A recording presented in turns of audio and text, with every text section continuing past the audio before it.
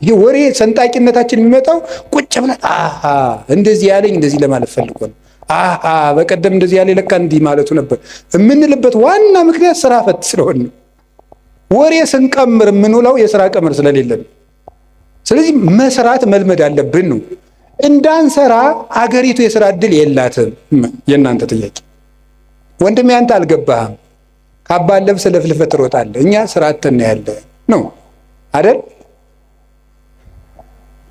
ነው መልሱ ነው። እኔም ደግሞ መልሳለሁ። ሌላው ቢቀር አታነቡም ወይ? እማታነቡሽ ስራ የለም፣ አልተቀጠራችሁም፣ ንግዱም ሙቷል አላችሁ። ምንም ማለት ለምን አታነቡ? አንድ ሊቀ ጳጳስ አንዱን ሰው አገኙትና ልጄ ለምንድን ነው የማትማር አሉት።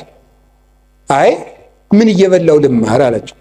ስትደነቁር ምን እየበላህ ደነቆርክ አሉት። እንዲሁ እኮ ይገርማል እኮ።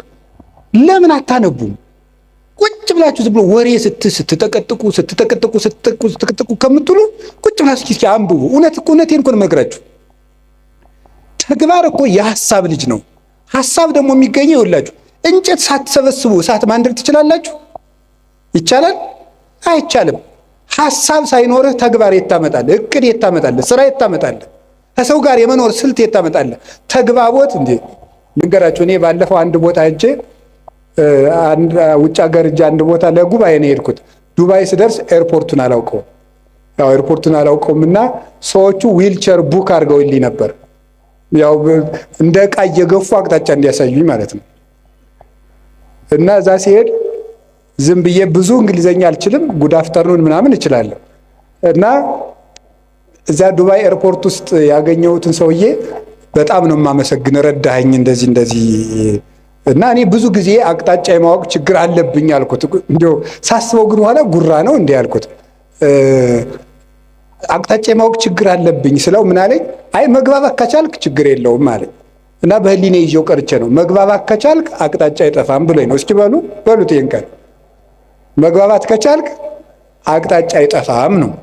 ስለዚህ መግባባት ከቻላችሁ የኑሮ አቅጣጫ አይጠፋም። እንዳትግባቡ ግን አትማሩ። ዝም ብለህ ንግግራችሁ ወልዳፋ ምናምን እንዲህ ትህትና እኮ ያስፈልገዋል። አነጋገር ካነጋገር ይፈረዳል፣ ካያያዝ ይቀደዳል።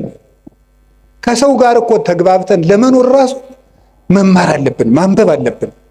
ጊዜ ለስራ እግዚአብሔር 6 ቀን ሰራ፣ 1 ቀን አረፈ። እስኪ በሉ እግዚአብሔር በሉ እስኪ ስንት ቀን አረፈ? ያችም እሱ አርፎ ሳይሆን ለኛ ብዙ ሰርታችሁ ጥቂት ረፉ ለማለት ነው። መንፈሳዊ ፍቻ አለው። 6 ቀን የተባሉ 6ቱን ቃላተ ወንጌል ፈጽማችሁ 7ኛው መንግስተ ሰማያት ፍጹም ተወርሳላችሁ። አንድም 6000 ዘመን ሲፈጸም ፍጹም እረፍት ክርስቶስ ይመጣል ነው ሐሳቡ። ግን በቁሙ ግን ስራ መስራት አለባችሁ። ጊዜ ለስራ በሉ። የተቀጠርኩበት ካምፓኒ የለም ካላችሁኝ ማንበብም ስራ ነው። ማንበብ ስራ ነው። ማሰብም ስራ ነው። መራመድም ስራ ነው። እንዴ መጽሐፈ መነኮሳት እኮ ይላል እየሰገድክ ራሱ ዝሙት ካልጠፋልህ ተንቀሳቀስ ይላል። ተንቀሳቀስ፣ ቁጭ አትበል ከቤት ይላል። ተራመድ ብሎ ይነገራል። መራመድ፣ ስራ መስራት፣ መንቀሳቀስ። እንደ በቃ ካቃታችሁ ደግሞ ሩጡ ራሱ። እንዴ እውነቴን እኮ ነው የምነግራችሁ። ብቻ ገደል እንዳገቡ ናችሁ። ሩጡ። ብትሮጡ ይሻላል ቁጭ ብላችሁ መከራችሁን ከምታዩ ማለት ነው። እንዲያው ይላሉ እኮ አባቶቻችን። እንደው ዘመን አድርገን ስናገረው ስራ የፈታ አይምሮ የሰይጣን ቤተ ሙከራ ነው ይባላል። ሰይጣን ኃጢአቶችን ቴስት የሚያደርግበት ስራ ፈቱ ላይ ነው እየወሰደ። እንዲያውም ከሚሰራው ሰውዬ እያፈረ የሚመጣው ሰይጣን ሁሉ ወደዚያ ሰውዬ ነው እየሰበሰብ እና የሚሰራውን ሰውዬ የሚፈትነውን ሰይጣን የስራ ፈቱ ሰይጣን እስኪ ዞር ብዬ ልምጣ ብሎ ቀስቀስ ብሎ እንደው ሲሄድ ከስራ የሚሰራው ሰውዬ ጋር የሚታገለውን ሲያገኝ ረዚያ አትልፋ የኔ ስራ ፈታለ ና እንሂድ ብሎ እንደ ድግስ ወደዚያ ዞት የሚሄድ ነው የሚመስለኝ ነው። እሺ እና የምሬን ነው የምነግራችሁ። መጽሐፈ መነኮሳት በእርግጥ ምን ይላል? ከትጉሁ ባይታዊ ጋር የሚታገለውን ሰይጣን እንቅልፋሙ ላይ የነበረው ሰይጣን ይሄድና ናይን የሰነፋለ ብሎ ዞት ይመጣል ይላል። እዚህ ጋር አትልፋ ይለዋል። ያኛው ሌሊት እየጸለየ ቅንድሙን ሲለው ለዚያ እኮ ነው ይውላችሁ ከሚጸልየው ሰውዬ የተሸነፈው ሰይጣን ሁሉ እናንተ ላይ ነው እየመጣ ድብትም ያደርጋችሁ ጫንም ያደርጋችሁ ማለት ነው። ስለዚህ እንደዚያ እንዳያደርጋችሁ ጊዜ ለስራ። እውነቴን ልንገራችሁ የኢትዮጵያ ኦርቶዶክስ ተዋሕዶ ቤተክርስቲያን ሆና እንድትቀጥል ከሆነላችሁ ስሩ። ካልሰራን ቤተክርስቲያናችንን በተአምር ማስቀጠል አንችልም። ብድግ ብለን ዝም ብለን የኢትዮጵያ ቤተክርስቲያን አትበጠስም በፉከራ ነው እንዴ? አጠፋም። እነ ግሸን እያሉ እነ አክሱም እያሉ እነ ላሊበላ እያሉ እነ ደብረ ሊባኖስ እያሉ እረተው እነ ቅዱስ ቶማስ ራሱ የሰራቸው የህንድ ቤተክርስቲያን ጌታችን ኢየሱስ ክርስቶስ አካሉን በእጁ የዳሰሰው ጌታዬ አምላኬ ብሎ የጠራው ድንግል ማርያም ስታርግ መንገድ ላይ ያገኛት ቶማስ የሰራቸው 8 ቤተክርስቲያኖች ያሉባት ህንድ እኮ 5ቱ በሌላ እጅ ሆነው ዛሬ 3ቱ ብቻ ነው የቀሩት። ታምር ያለው ቤተክርስቲያን ታምር ያላት ሀገር ናት ኢትዮጵያ፣ እግዚአብሔር ሀገር ናት እያሉ በመፈከር አይደለም፣ ስራ መስራት አለብን። ክርስቲያኖች ስራ በቃ ትኩርኩር ብላችሁ ሳትንቁ ስሩ። ከጠፋ አንብቡ። ማንበባችሁ ደግሞ ስራ እንዴት እንደምትሰሩ ያሳያችኋል። ጊዜ ለስራ። እስኪ ጊዜ ለስራ በሉ ንገሩኝ እንጂ እግዚአብሔር ይስጥልኝ።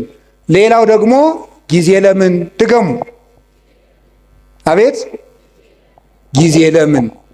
ጊዜ ለመዳን። እስኪ ጊዜ ለመዳን በሉ። ለምንድን ነው ዛሬ ጊዜ ለምን የሚለውን ርዕስ የመረጥከው ብትሉኝ፣ ዛሬ የማን ጾም ነው? አቤት የነነዌ ጾም ነው። የነነዌ ጾም ስንት ቀን ናት?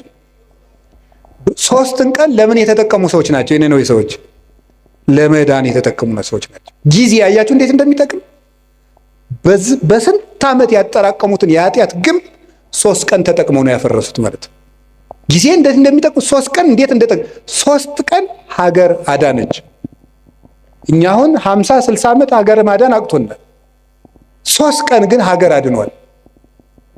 ሀገራችን እንድትድን እኛም እንድንድን ከፈለግን ጊዜውን እንጠቀምበት። ለምን? ለመዳን።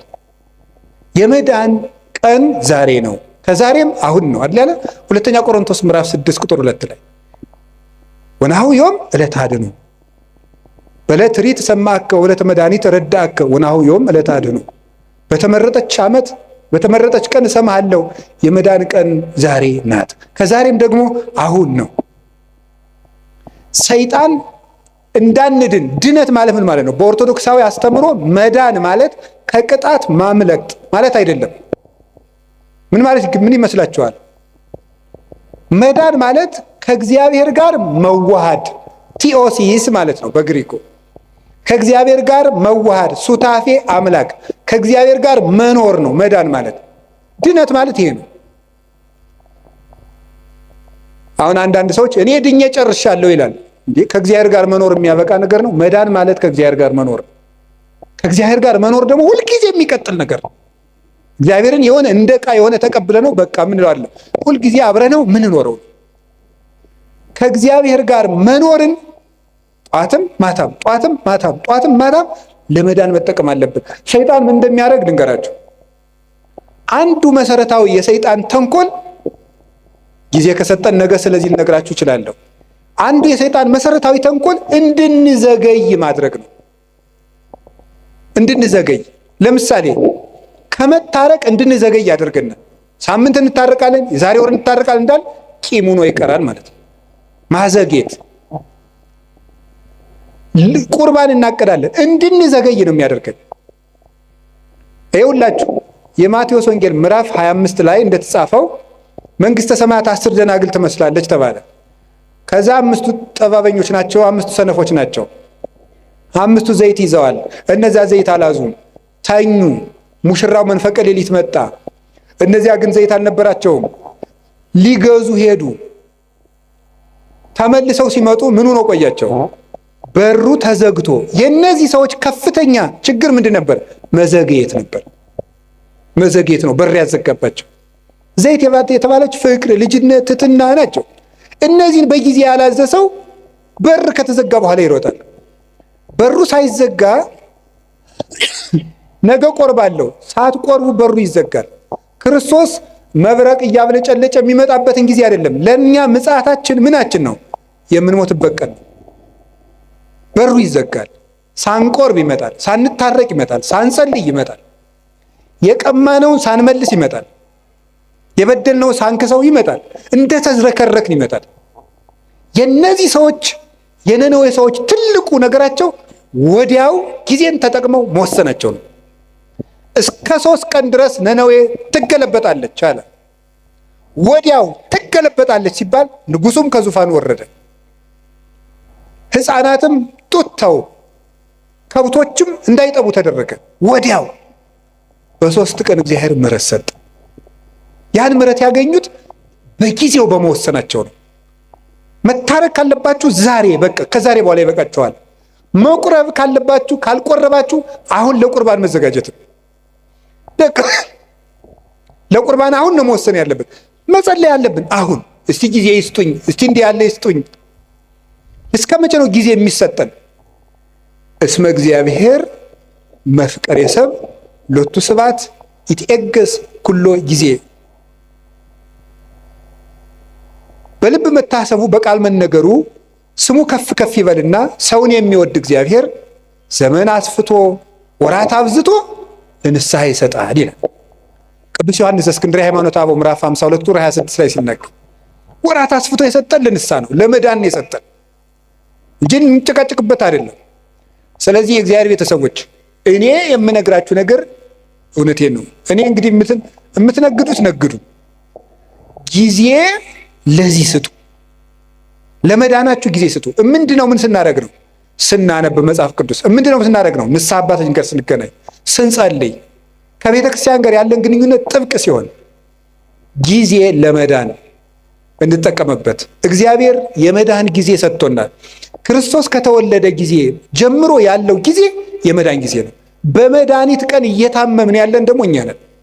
በመዳን ቀን ሰው ይታመማል። ሐኪም እያለ ይታመማል። ሰላም እየሰለት ሰው ይታወቃል እንዴ?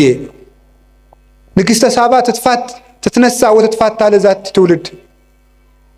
የሳባ ንግሥት ተነስታ ይችን ትውልድ ትፋረዳታለች። እስመ መጻት እምጽንፈ ምድር ከመ ትራይ ጥበቦ ለሰሎሞን። የሰሎሞንን ጥበብ ልታይ ከዚህ ከምድር ዳርቻ ከኢትዮጵያ አንስታ ተጉዛለችና ዘአቢም ሰሎሞን ሃሎ ከሰሎሞን የሚበልጥ ጌታ ዛሬ እዚህ አለ።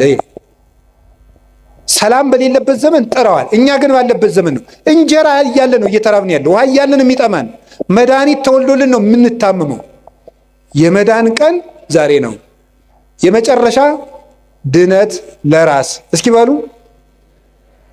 በሉ ድገሙኝ እንጂ ድነት ለማን? ለራስ። እዚህ ላይ የምጠቅሳቸው ጌታችን ኢየሱስ ክርስቶስ ከመጾሙ ከማስተማሩ በፊት ስንት ቀን ጾመ? በሉ ንገሩ እንጂ። 4 ቀን። ብዙ ምን ማለት ነው?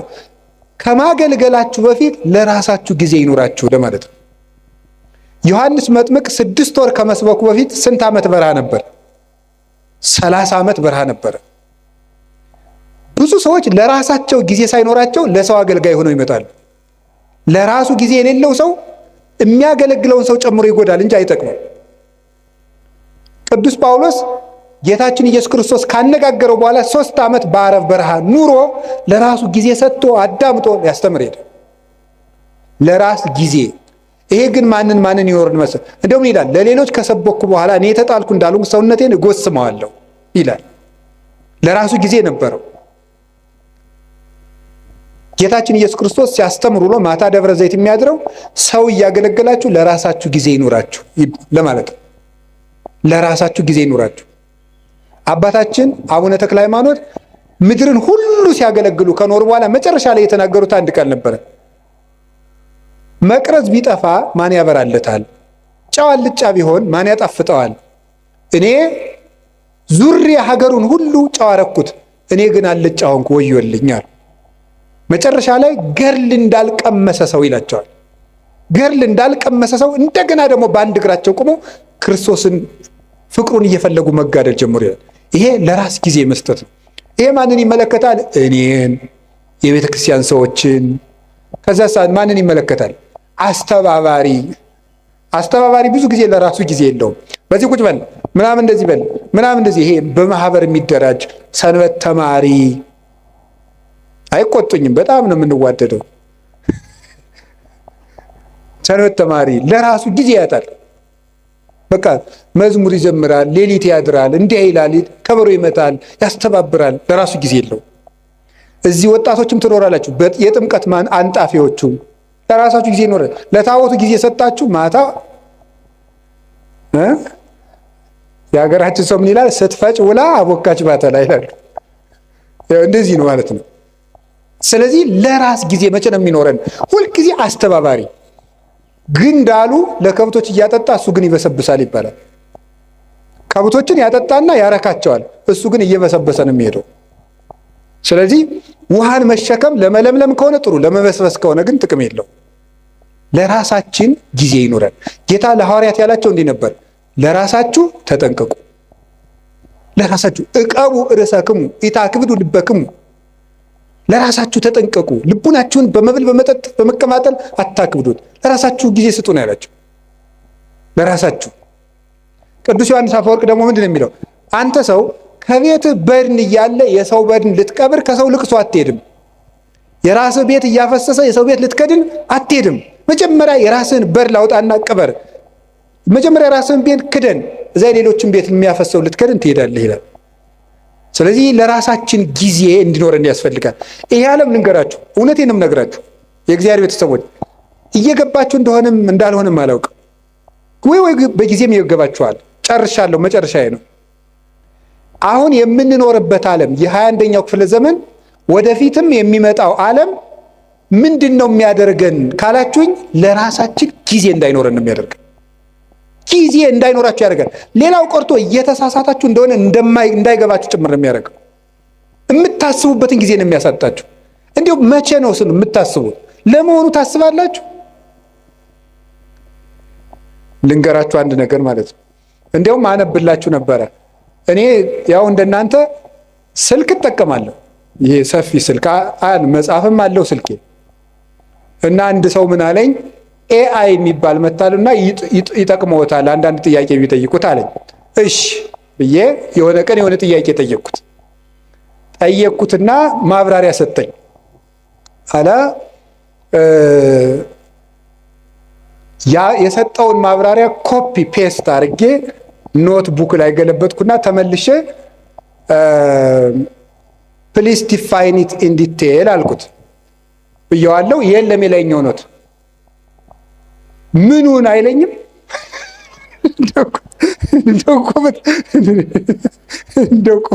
በጣም ነገረመኝ እኔ ማለት ነው። እውነቴን ነው።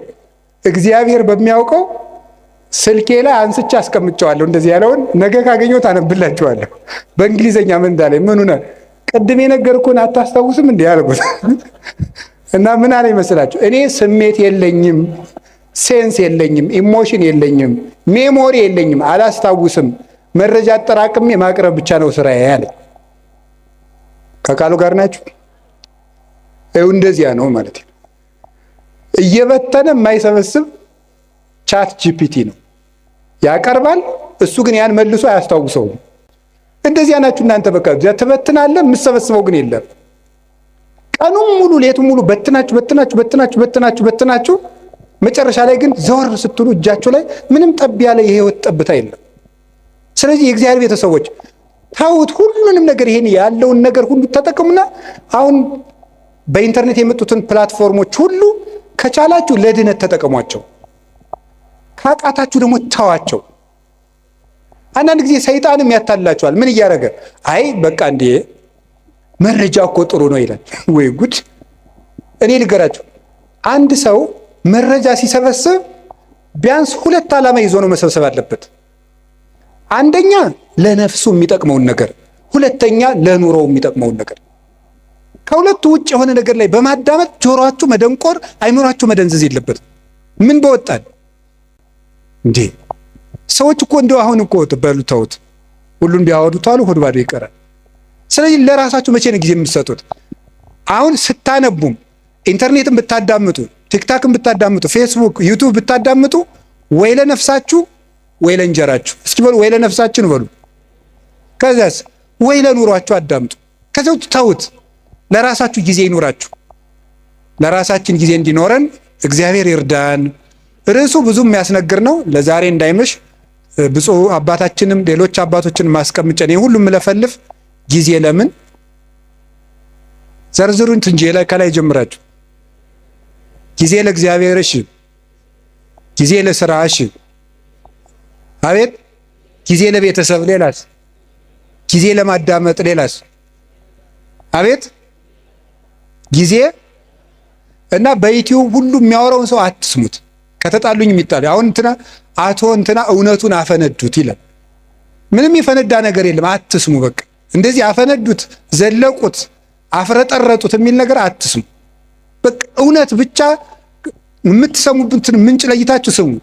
እስከ መጨረሻው ጨርሼ የምናገርበት ምክንያት ትውልዱን የሚጠፋን እንደው እኮ ይገርማል። አሁን ቅድም በነገርኳችሁ መሰረት ያን ኤአይ የሚባለውን ሰውዬ ወደፊት ለኦርቶዶክሳውያን ፈተናችን ምን ሊሆን ይችላል ብዬ ጠየቅኩት። እመቤቴን ከልቤ የምነግራችሁ አንዱ ኤአይ ነው አለኝ። ከልቤ እኮ ነው የምነግራችሁ ማለት ነው። አንዱ የኦርቶዶክሳውያን ፈተና ኤአይ ነው ብሎ ራሱ አልነገረኝም። ገርሞኛል ይህ ሰውዬ ብዬ። ኤአይ ሰውዬ አይደለም፣ ደንቆሮ ነው እንዲያባ እንዳትሉ። ስለዚህ አሁን የምነግራችሁ ነገር የእግዚአብሔር ቤተሰቦች ለጊዜ ለቤተሰብ ጊዜ ለማዳመጥ የሚረባችሁን አዳምጡ፣ የማይረባችሁን ተውት። ቀጥሎስ ጊዜ ለመዳን በሉ። ለመዳን ጊዜ እንዲኖረን ደግሞ መጨረሻ ላይ ጊዜ ለማን? ጊዜ ለራስ። እግዚአብሔር ጊዜ ይስጠን። ጊዜ የሰጠን እግዚአብሔር ክብር ምስጋና ይግባው። ወስብሐት ለእግዚአብሔር። ይቆየን።